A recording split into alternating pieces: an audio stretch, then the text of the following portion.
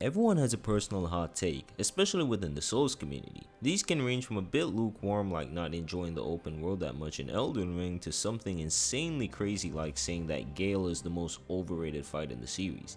If you have this opinion, I just want to say that it's straight up wrong and you probably need to get checked into Arkham Asylum or some shit. So a couple of months ago I asked you guys what were your personal Soulsborne hot takes, and many of you had some, well, interesting things to say.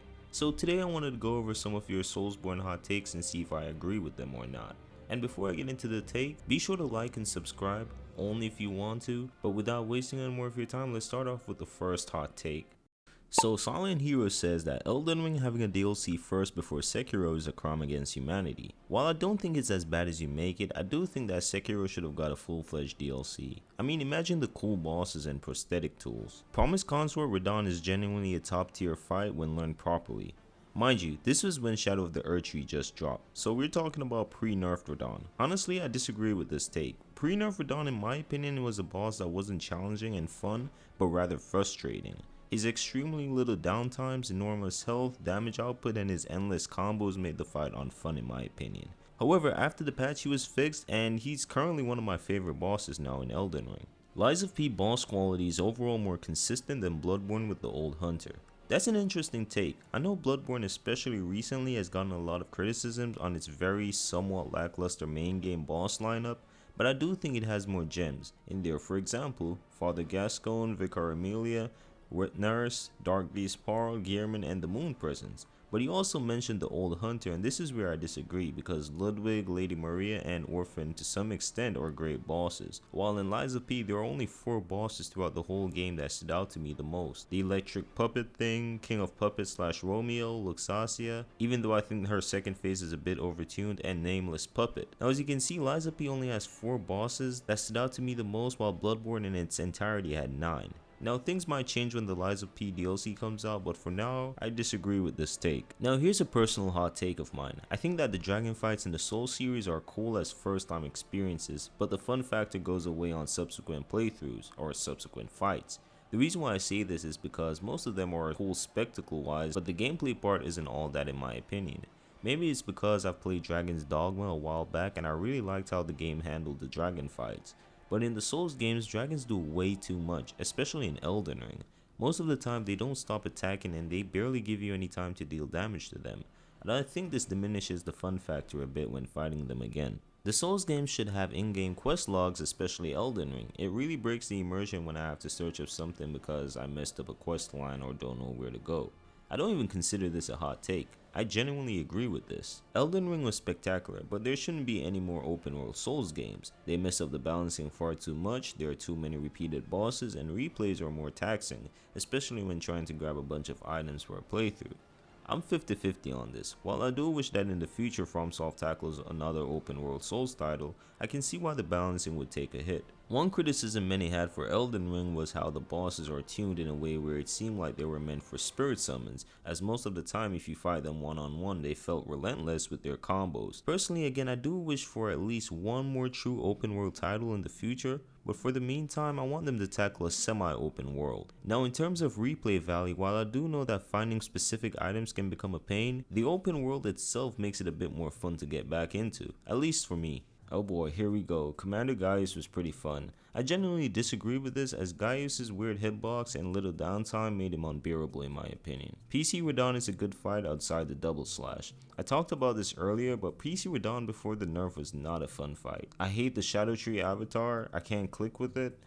I can see that. Actually, I can agree with that. The Old Hunters and the Shadow of the Erdtree are a league above the Ring City. All of them have great bosses, but the levels in the Ring City kinda sucked in my opinion. This is another one I can understand, but me personally, I did prefer the Ring City more than the Old Hunters, but again, I wouldn't say this is a hot take. Sekiro isn't complex, it's possibly the simplest FromSoft game in terms of combat, it's just exceedingly satisfying. While I do agree that Sekiro isn't super complex, I do think that it's not the simplest Souls game. in terms of combat. I mean, I would say that the rest of the Souls games are a bit more simple since all you have to do is hit and roll, while in Sekiro you have to carefully time your deflections and learn how to deal with unblockable attacks. Dark Souls 2 over Dark Souls 1. Dark Souls 1 did the world a lot better, but it's insanely janky and unfun on replays. Also, Dark Souls 2 has better PvP. Maybe the PvP of Dark Souls 2 is better, but I do believe that Dark Souls 2 felt more janky in my opinion, especially when it comes on to combat. Elden Ring and Sekiro are FromSoft's peak. As of now, for absolutely different reasons. The exact thing Sekiro does poorly are what Elden Ring fixes, and the exact thing that bothers me about Elden Ring are great about Sekiro.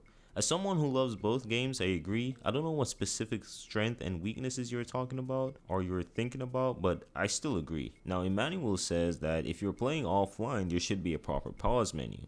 This shouldn't be a hot take at all. I mean, it's just true. I feel like we've reached a point where not being able to pause is a bit more frustrating than something fun that adds to the challenge. Like, I mean, Sekiro allowed us to pause mid-fight and no one really complained or anything. Now I have another personal hot take. The NPCs aren't dynamic enough. And I made a whole video going over this topic and I still think it's true. The NPCs usually just stand there and talk, and they barely move around at all. There are a couple of them that did, but I wish that in the future FromSoft makes them more lively. Bloodborne base game is a 7 out of 10 with only 3 to 4 good bosses. Old Hunter definitely saved it. While I do think that the base game is more than a 7 out of 10, I do agree that the bosses were a bit lackluster and the DLC definitely saved it a little. But I would still give the game a higher score because I think what makes Bloodborne great isn't just the bosses, but the world design and atmosphere. This alone makes the game worth playing, and you can add combat into the mix as well. Hot take, hard doesn't mean more fun. This isn't a hot take at all. Recently, especially when Elden Ring came out, there's been a lot of new fans that got the wrong idea of what makes the Souls genre fun. It used to just be about the combat and the challenging but fair nature of the games, but now it seems like there's just a bunch of people going around saying that if a specific boss doesn't kill them 1,000 times, then the boss wasn't really good. And don't get me wrong, everyone is entitled to their own opinions, but I generally think this mentality is not a super good look. I remember I asked you guys a month or two ago in a poll on what makes a good boss fight, and 80% of y'all chose combat flow over challenge and the other options. And I genuinely agree with this, as there can be a boss that's super hard but absolutely terrible to fight. For example, Bed of Chaos. While on the other hand, there's been super easy bosses that are really fun, like the Divine Dragon. So at the end of the day, I do agree with the take of harder doesn't mean more fun. Oh, we have a long one here. Hot take about the community rather than the games. I think Souls vets, as a member myself, are an entitled lot who don't know how these games work nearly as well as they actually do, especially the combat and RPG mechanics. No game showcased this better than Elden Ring. I'm still hearing people say bosses have super long combos and you can only get, okay, I'm not going to read everything because I've already read it before, but basically for the first paragraph, he's saying that the bosses have larger windows than people give credit for in Elden Ring. That is something I do understand, but as someone who figured out most of the boss openings and downtimes, I do think that they're a bit too relentless with their combos at times. And honestly, I don't have a problem with this. I just wish our player character was a bit faster to keep up with many of the faster paced bosses. You can't deny that sometimes the Tarnished feel really slow compared to them. And I'm not saying we need to be as fast as the bosses, but at least make it easier to catch up to them. Now the other two paragraphs, I agree. There are no more than 2 great bosses in Bloodborne's main game. The rest range from terrible to decent.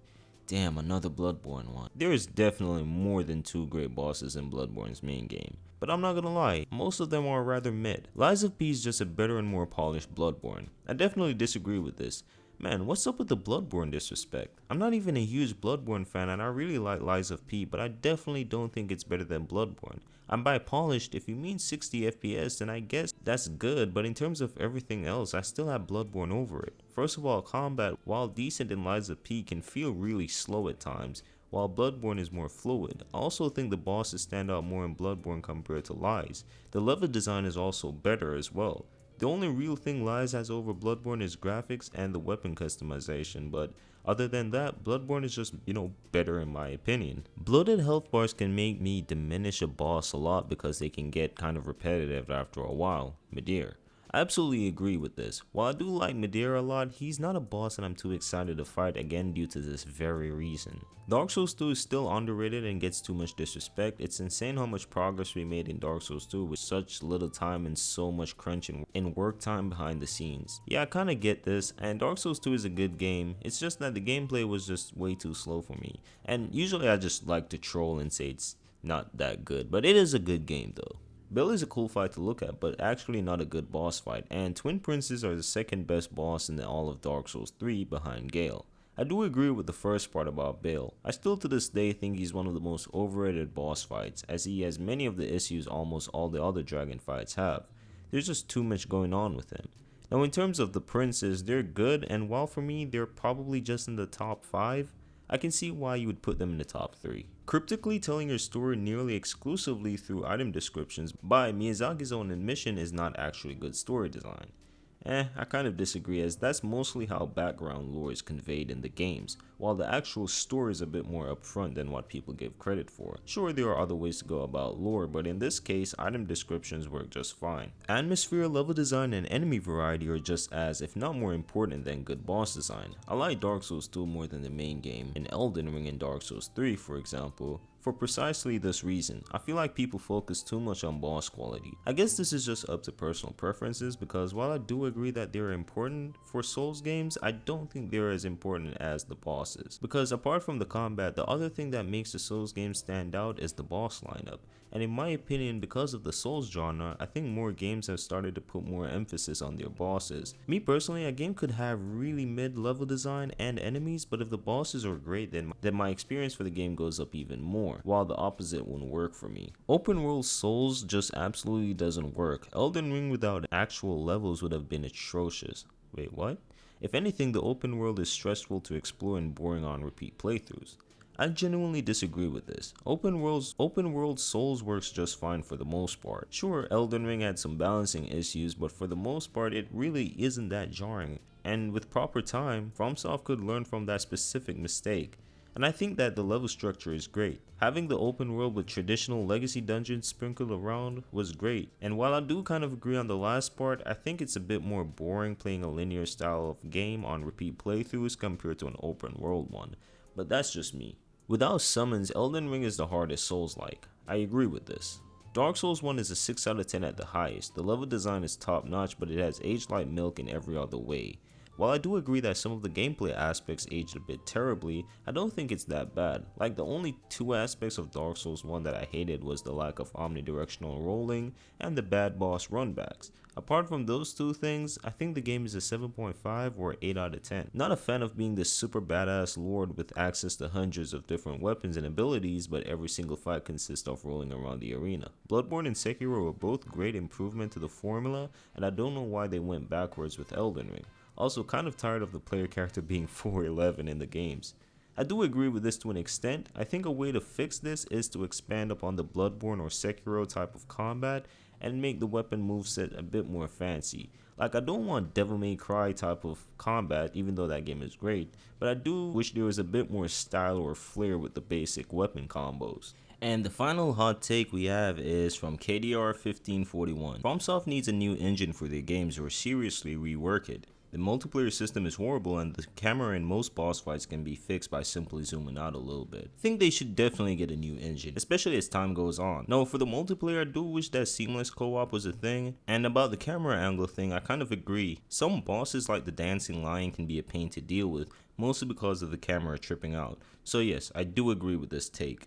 So that was it for the hot takes. Honestly, they weren't as bad as I thought they would be. Now I do want to say that this video was just for fun, and please don't be weird to these people for, their own opinion. Anyways, if you like this video, then be sure to like and subscribe. And yeah, that's it.